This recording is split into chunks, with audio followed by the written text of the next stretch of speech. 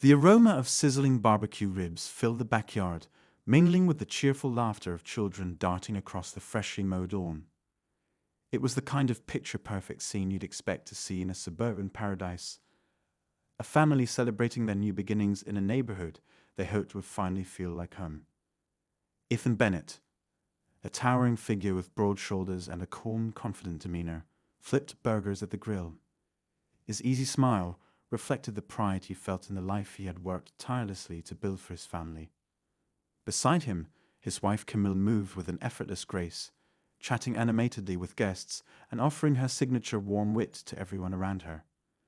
Their children, Miles and AA, squealed with joy as they dashed around, their laughter echoing through the air. The Bennetts had been in Maplewood Estates for less than a week, but today's barbecue was their way of extending a hand of friendship to the neighbors and marking the start of this new chapter in their lives. But as idyllic as the scene seemed, not everyone in Maplewood Estates shared the Bennetts' enthusiasm.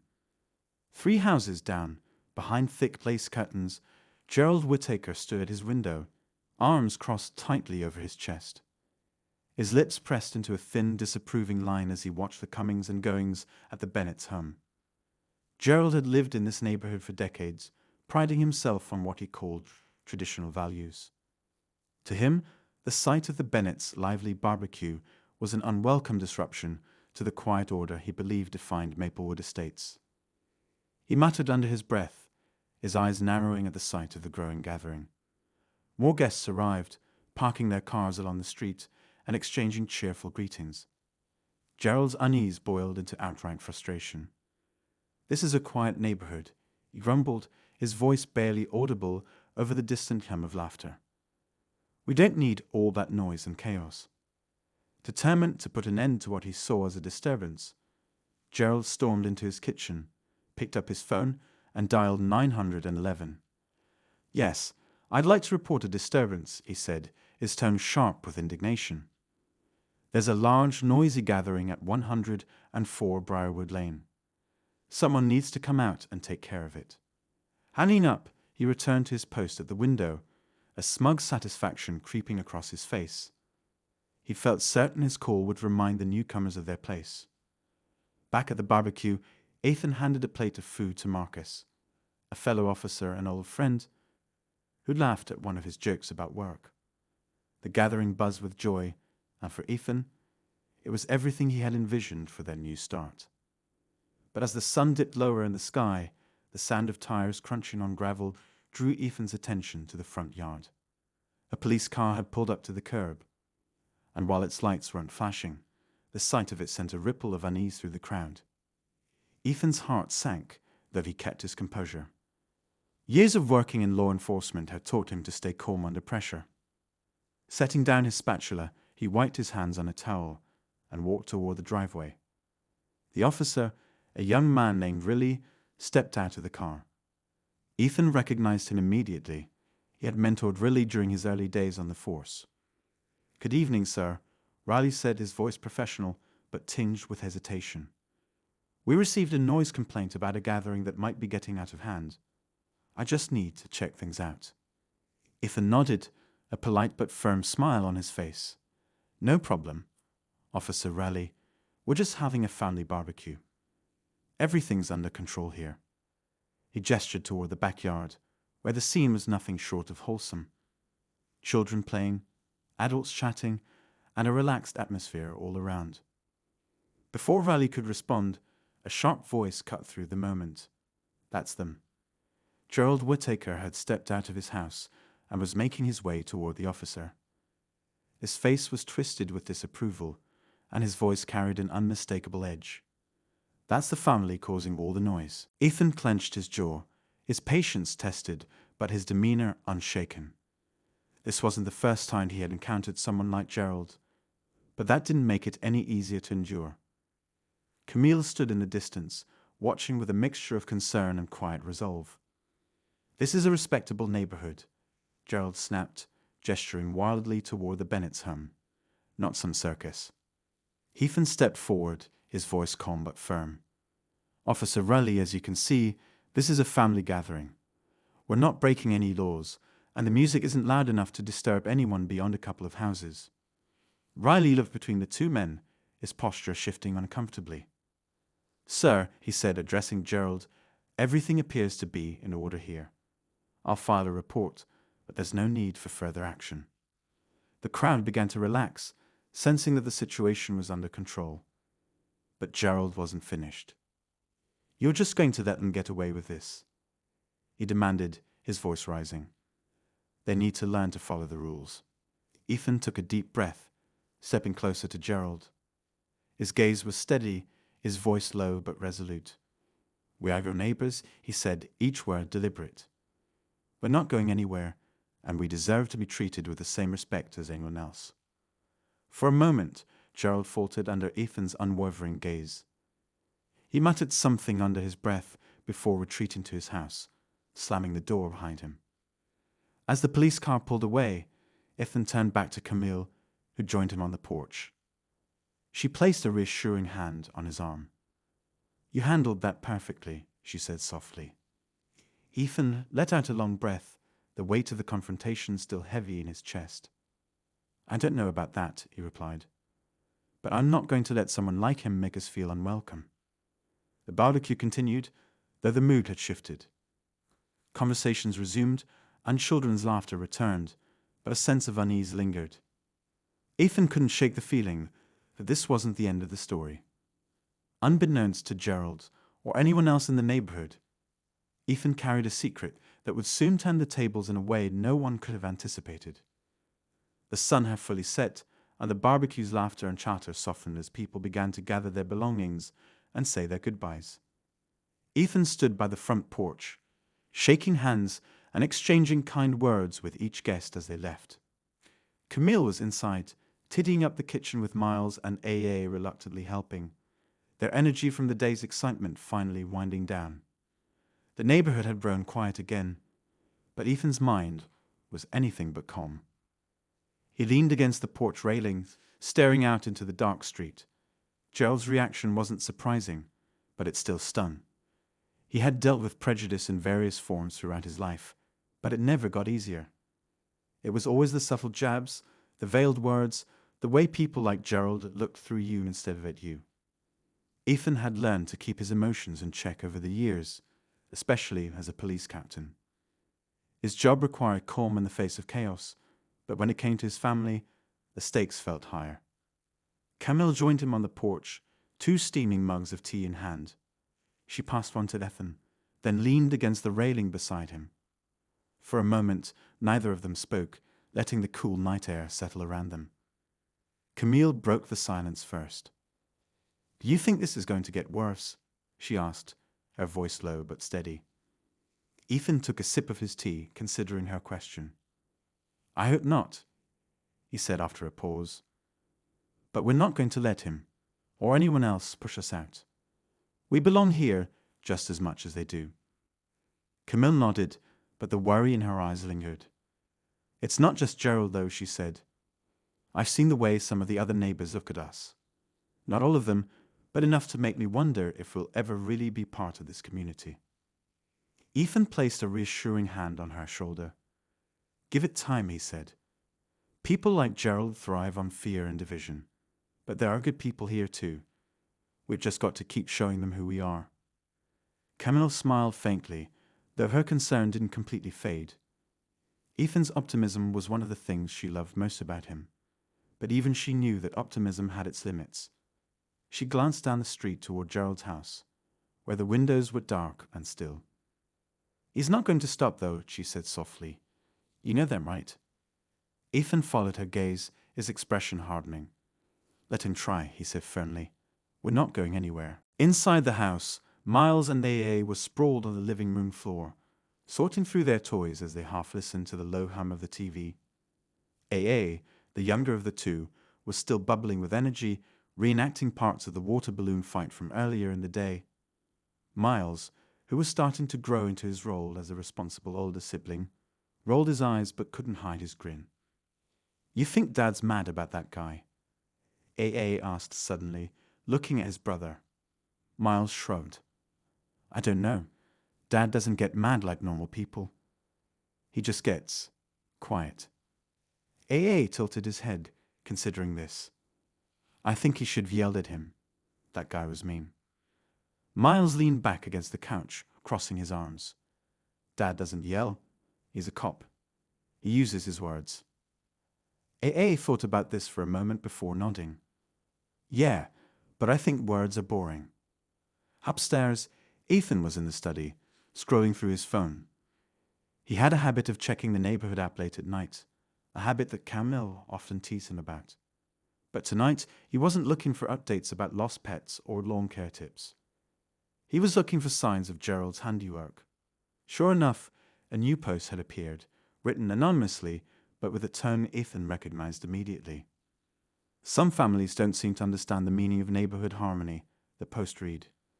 Loud parties, disruptive kids, and an obvious disregard for community standards. Maplewood Estates deserves better. Ethan sighed and set his phone down. He had expected this. Gerald wasn't the type to let things go, especially when he thought he was in the right. But as much as Ethan hated to admit it, the post wasn't what concerned him most. It was the comments beneath it, neighbors chiming in with vague agreements, some even sharing their own thinly veiled complaints. The voices of support were there too, but they were drowned out by the negativity. He leaned back in his chair, rubbing his temples. This wasn't just about a barbecue or a noise complaint. This was about something deeper, something more insidious, and it wasn't going to go away on its own. The next morning, Ethan was up early, jogging through the neighborhood as the sun rose. It was one of his favorite routines, a way to clear his head and prepare for the day ahead. The streets were quiet, the only sounds coming from birds chirping and the faint hum of sprinklers. As he rounded a corner, he saw Gerald in his driveway, fiddling with the lid of his trash can. Their eyes met briefly, and Gerald's expression hardened. Ethan slowed his pace, giving Gerald a polite nod as he passed. Morning, he said, his tone neutral. Gerald didn't respond, turning his back and muttering something under his breath. Ethan kept jogging, refusing to let the encounter rattle him. But as he continued down the street, he couldn't shake the feeling that this was just the beginning. Later that day, while Ethan was at work, Camille took the kids to the park. It was one of their favorite spots in the neighborhood, a sprawling green space with swings, slides, and plenty of room to run. Camille loved watching Miles and AA play, their laughter filling the air as they chased each other across the grass. But today, something felt different. The usual friendly greetings from other parents were replaced with cautious glances, and the conversations she tried to strike up were met with short, clipped responses. She overheard snippets of whispered conversations as she pushed AA on the swing. That's the family from Briarwood Lane, one woman said. You know, the ones with the barbecue. Camille's chest tightened, but she forced herself to smile and keep her focus on AA. She refused to let them see that their words had gotten to her. When Miles ran over, breathless and grinning, she ruffled his hair and encouraged him to keep playing. But as they walked home later, the weight of the morning lingered. She debated whether to tell Ethan, knowing he already had enough on his plate. But deep down, she knew they needed to face this together. This wasn't just about them. It was about teaching their kids that standing up for what's right was always worth it, no matter how hard it might be. That evening, as they sat around the dinner table, the atmosphere was warm but subdued. Ethan listened as the kids excitedly recounted their adventures at the park. But Camille could see the tension in his posture. He hadn't mentioned Gerald or the neighborhood app post, but she could tell it was still weighing on him. After the kids went to bed, she joined him on the couch, curling up beside him as they watched a crime drama on TV. She waited for a commercial break before speaking. I think we should have a neighborhood meeting, she said softly. Ethan turned to her, raising an eyebrow. A meeting. Camille nodded. If Gerald wants to keep spreading lies, let's confront him head on. Not just him, but anyone else who has doubts about us. Let's show them who we really are. Ethan considered her words, a flicker of uncertainty crossing his face. But as he looked at Camille, he saw the determination in her eyes. He knew she was right. They couldn't keep letting Gerald control the narrative.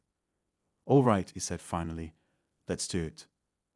The days leading up to the neighborhood meeting were tense, but Ethan and Camille tried to stay focused. Ethan spent his evenings preparing what he wanted to say, writing and rewriting notes in his study, while Camille reached out to other families to encourage them to attend. Some responded warmly, offering their support and promising to be there. Others were non-committal, their hesitance lingering in their turn. The kids, sensing the tension, kept their questions to a minimum. Miles had taken it upon himself to be a little more responsible, helping AA with his schoolwork and even volunteering to do chores. AA, though less aware of the bigger picture, started drawing pictures of their family in their new home, always adding smiling neighbors in the background. Camille hung the drawings on the fridge, her heart heavy with a mix of pride and worry. The night of the meeting arrived, and the Bennetts walked to the community recreation hall together. Camille held AA's hand, while Miles walked beside Ethan, mimicking his father's steady stride. As they approached the building, they saw groups of neighbors gathering outside, their murmured conversations halting as the Bennetts came into view. Ethan offered polite nods and brief smiles, but he could feel the weight of their stares. Inside, the hall was brightly lit, rows of folding chairs set up in neat lines facing a small stage with a podium. Gerald was already there, sitting near the front with a few of his closest allies. He glanced over his shoulder as the Bennetts entered, his expression a mix of smugness and irritation. Camille squeezed Ethan's hand as they took their seats. The meeting began with a few standard announcements, but it didn't take long for the topic to shift to the recent concerns Gerald had been voicing. He stood, clearing his throat dramatically before addressing the room. As many of you know, he began, there have been some changes in our neighborhood lately. And while change can be good, it can also bring challenges. I've been here for decades, and I've always believed in maintaining the values that make Maplewood Estates a wonderful place to live. His words were carefully chosen, his tone measured, but the implication was clear. Gerald spoke at length about neighborhood harmony, emphasizing rules and standards that he claimed some residents were disregarding. As he spoke, Ethan felt a simmering frustration building in his chest. Gerald wasn't just targeting them. He was trying to turn the entire community against them. When Gerald finally sat down, Ethan stood. The room quieted, all eyes on him. He took a deep breath, letting the silence settle before he spoke. My family moved here because we believed Maplewood Estates was a place where we could build a better future, he began.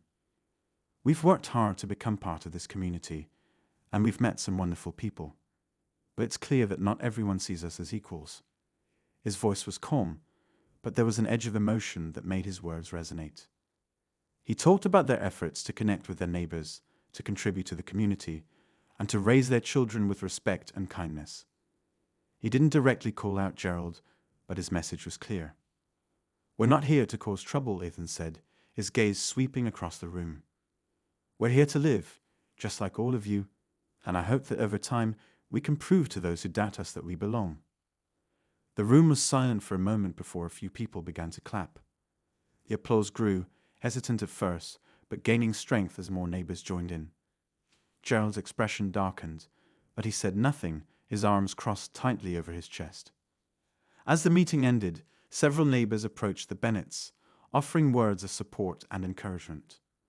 One woman, a retired teacher named Mrs. Holloway, even hugged Camille, whispering, "You're stronger than you think." But not everyone was so welcoming. As the Bennetts walked home, Ethan caught sight of Gerald standing outside the hall, speaking in hushed tones with a few of his allies. Their expressions were serious, and though Ethan couldn't hear their words, he knew they weren't planning anything good. The days that followed were a mix of progress and setbacks. Some neighbors began to warm up to the Bennetts, stopping to chat during morning walks or waving as they drove by. Camille started receiving invitations to small gatherings and book clubs, tentative but genuine gestures of friendship. But the undercurrent of tension remained. Gerald continued his quiet campaign, spreading rumors and encouraging others to maintain their distance. Trash cans were knocked over again, and one morning, Ethan found a hateful note tucked under their windshield wiper. He didn't show it to Camille, deciding instead to throw it away and focus on the positives. The kids, oblivious to much of the drama, continued to thrive.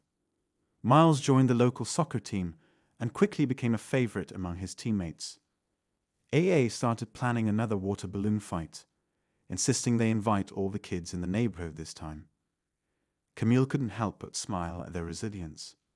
One evening, as Ethan was walking home from a late shift at the station, he saw Gerald standing on his front porch, talking animatedly to another man. Ethan slowed his pace, staying in the shadows as he watched. The man with Gerald was unfamiliar, but something about his body language set Ethan on edge. They seemed to be arguing, their voices low but intense.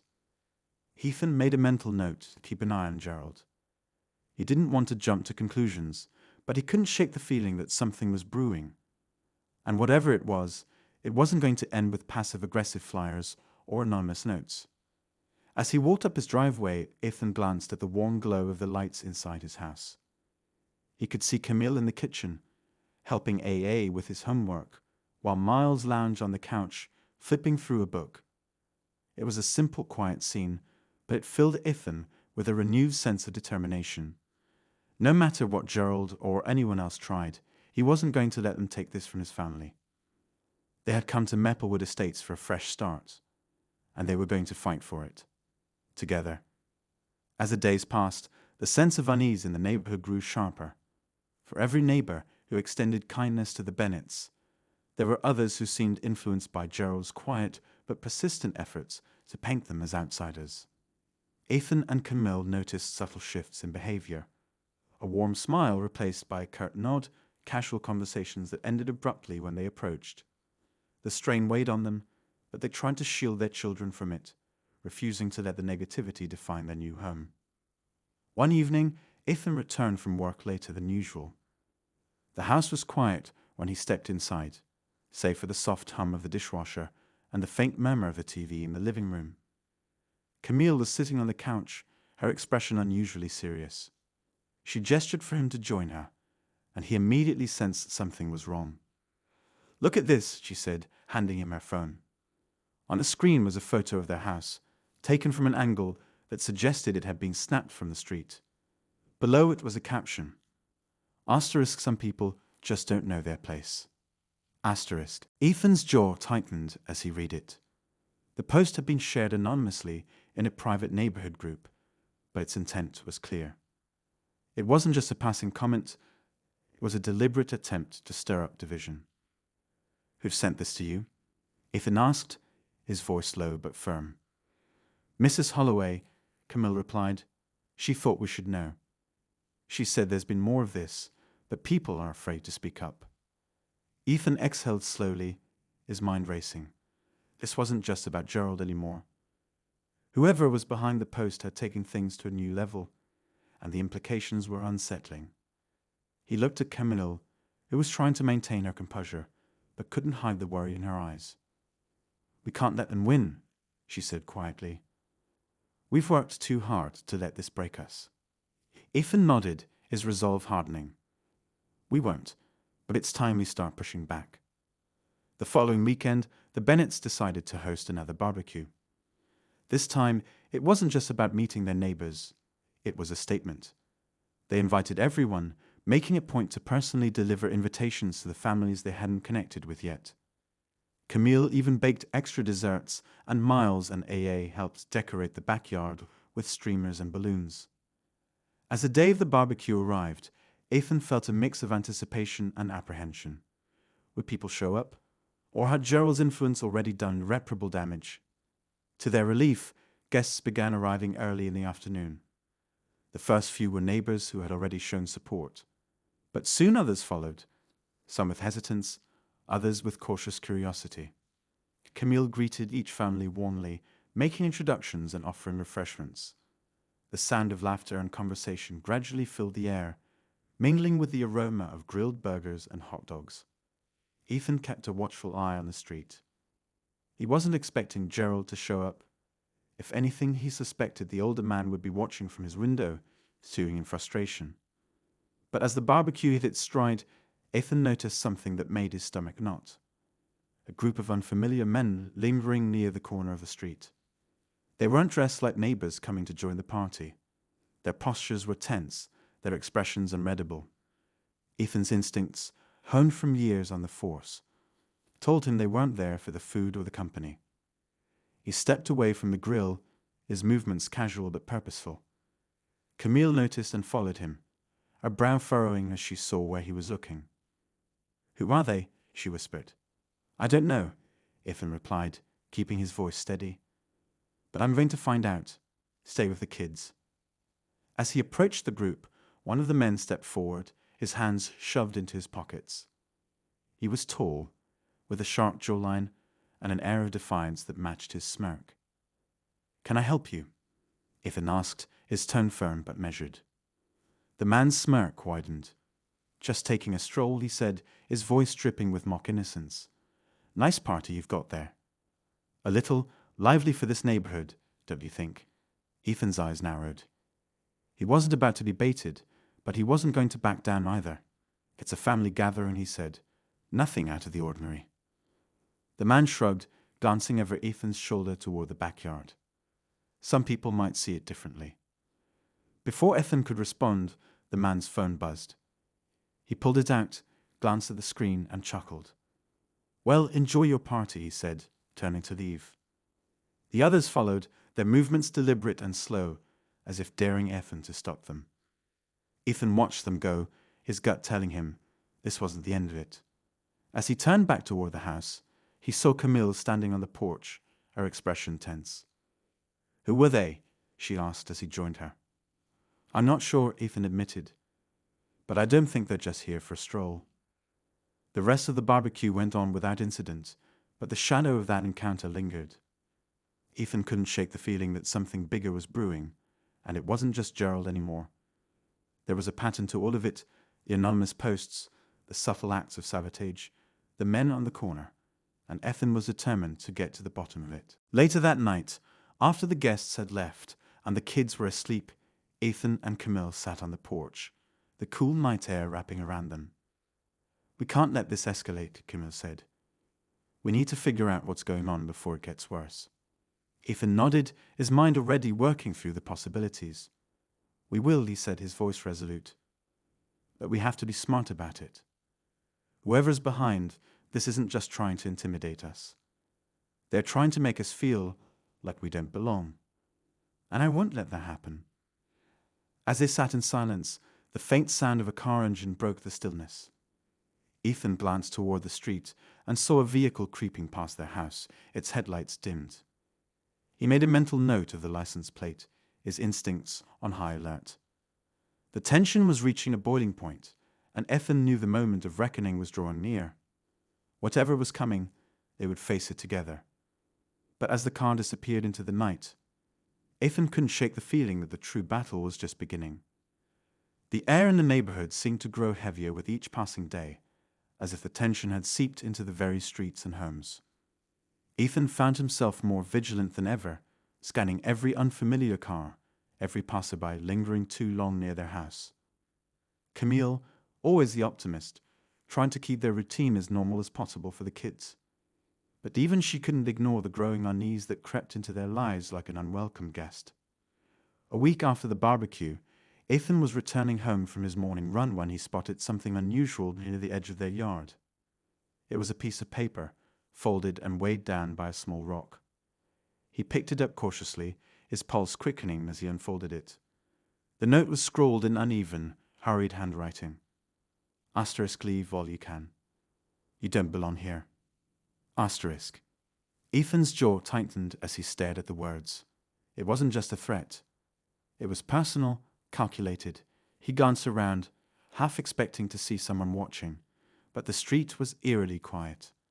Folding the note, he slipped it into his pocket and headed inside, his mind racing. He didn't want to alarm Camille, but he also knew they couldn't ignore this escalation. That evening, as the family sat down for dinner, Ethan decided to address it. He waited until the kids were engrossed in a conversation about their school day before catching Camille's eye. She picked up on his unease immediately. "Something happened?" she asked quietly, leaning closer. Ethan nodded and pulled the note from his pocket, sliding it across the table. Camille's face darkened as she read it, her usual warmth replaced by a steely resolve. "This isn't just about Gerald anymore," she said, her voice firm, but low enough not to alarm the kids. "This feels calculated, like someone's trying to scare us into leaving." Ethan nodded. "That's exactly what it is, but I'm not going to let it work." Camille took a deep breath, her gaze steady. "We need to tell someone, Ethan. If this escalates, we can't handle it alone." "I know," he replied. "I'll reach out to the department, see if they can keep an eye on things. But I want to be sure before we involve anyone officially." Over the next few days, Ethan started keeping a closer watch on the neighborhood, jotting down anything that seemed out of place. It wasn't long before he noticed a pattern. The same dark sedan he'd seen the night of the barbecue passed their house several times a day, its driver always careful to avoid eye contact. A neighbor who had previously been friendly started avoiding them altogether, her demeanor shifting from warm to distant. Then one night, the real twist came. It was just after midnight when Ethan woke to a faint noise outside. He sat up, listening carefully. It sounded like someone was walking through their yard. Quietly, he slipped out of bed, motioning for Camille to stay put as he grabbed his phone and headed for the door. As he stepped outside, the cool night air sent a shiver down his spine. The sound of footsteps grew louder, coming from the side of the house. Ethan rounded the corner, his phone's flashlight cutting through the darkness, and froze. A man was crouched near their fence, a spray paint can in hand. The moment the light hit him, he jumped to his feet, startled. Ethan immediately recognized him. It was one of the men from the corner during the barbecue. "What are you doing here?" Ethan demanded, his voice steady but firm. The man hesitated, then bolted toward the street. Ethan gave chase, his years of police training kicking in. The man was fast, but Ethan was faster. Within moments, he tackled him to the ground, pinning him as the man struggled. "Who sent you?" Ethan growled, his grip unrelenting. The man glared up at him, defiance flickering in his eyes. "You wouldn't understand," he muttered. "People, like you never do." Before Ethan could press further, the man yanked something from his pocket and tossed it into the bushes. A small device that looked suspiciously like a recording pen. Ethan's heart sank as he realized the implications. Whoever this man was, he wasn't just acting on a whim. This was part of something bigger. By the time the police arrived, the man had climbed up, refusing to answer any questions. But as they led him away, Ethan couldn't ignore the uneasy feeling that this was just the beginning. The man's words echoed in his mind, fueling a growing suspicion that there was more to this than simple bigotry. Someone was orchestrating this, pulling strings from behind the scenes. The next morning, Ethan and Camille sat on the porch, the weight of the previous night hanging heavy between them. "This isn't just about us," Camille said finally, breaking the silence. "It's about control. Whoever's behind this wants to send a message, and they're willing to go to any lengths to do it." Ethan nodded, his jaw tightening.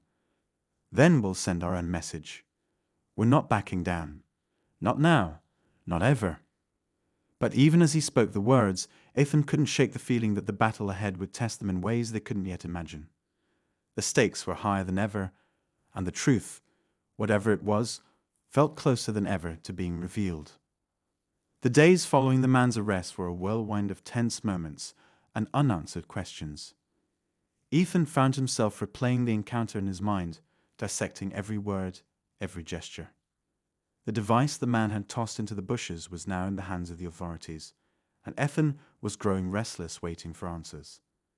Camille tried to maintain a sense of normalcy, but even she couldn't hide her worry. The kids, thankfully, remained blissfully unaware, their laughter a welcome distraction amidst the storm brewing around them. One evening, just as the family was sitting down for dinner, Ethan's phone buzzed on the counter. He glanced at the screen, his stomach tightening when he saw the caller ID. It was Marcus, his old partner from the force. He excused himself and stepped into the hallway to take the call. "Ethan," Marcus began, his tone serious. "We got a hit on that recording device. You're not going to like this." Ethan's grip tightened on the phone. What is it? It's not just random harassment, Marcus said. The device contained recorded conversations, plans, instructions. This guy wasn't acting alone. There's a group behind him, and from what we can tell, they've been targeting families like yours across different neighborhoods. It's organized. Ethan felt a chill run down his spine. Organized. That single word shifted everything. This wasn't just about Gerald's petty grievances or a disgruntled neighbor. This was calculated, deliberate, and far more dangerous than he'd imagined. What kind of group? Ethan pressed. Marcus hesitated. We're still piecing it together, but it's local. They're trying to push a specific agenda, keeping certain communities exclusive. They've been using fear tactics to drive out families who don't fit their idea of what the neighborhood should look like. Ethan leaned against the wall, his mind racing. Does Gerald know about this? That's the thing, Marcus said. We don't have concrete proof tying him to the group, but his name came up in one of the recordings. At the very least, he's been in contact with them. As Ethan ended the call, he stood in the hallway, the weight of the revelation pressing down on him. Camille appeared behind him, her eyes filled with concern. What is it? She asked softly. He turned to her, his expression grim. It's bigger than we thought. There's a group targeting families like ours, and Gerald might be involved. Camille's face hardened. Then we fight back. The next morning, Ethan reached out to the neighborhood association, requesting an emergency meeting. Word spread quickly, and by the evening, the community center was packed. Gerald sat near the front, his expression a mixture of irritation and feigned innocence. Ethan stood at the front of the room, his presence commanding attention. I've asked you all here tonight because something is happening in our neighborhood that affects us all, he began. He explained what he had learned, careful not to accuse anyone directly, but making it clear that the threat was real.